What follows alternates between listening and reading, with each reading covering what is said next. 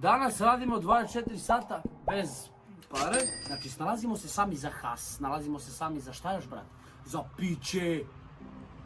I imam viska s kuće, možemo nazajemo. Idemo prvo da jedemo slano. Jebi ga, brate, gladni smo, nemamo lovu, moramo se snađemo. Da, ovo sam kao. Za kontent, brate. Če grizneš? Beš u kurac. Što? Ajde. Beši, sprav se. Dobar dan. Ste dobro? Evo, ne marijemo da krademo. Imaj mene, snimaj mene, brate. Te ručno, nismo na brdo, jebote. Idem za mog Tinkula da uberem jedan cvet. Jer me Tinkul proziva. Jedna. Dve. Kažem, u fullu pripremili, mislim, bukvalno. Stoji tu, ne mrdaj.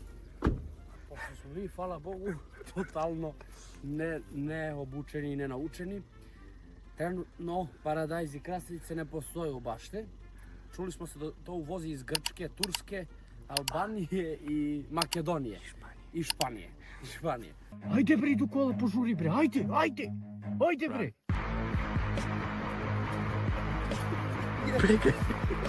Dobro izbačenje, pali ga, ajde, pali. Spušti ručnu. Kvačilo.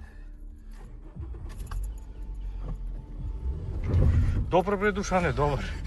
Dobre. Gdje ti to je? Pa eno ga ide iza nas bre. Brate, moram Šta radite sad? Igramo penali u pare. Ako dobijem Koje pare? 4.000, brate, to je gala. Idemo odmah da kupim i salatu. Desno!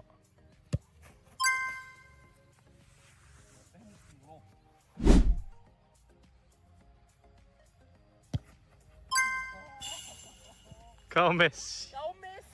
Gle čarape. A gle sad nogu. Pogledaj nogu, brate.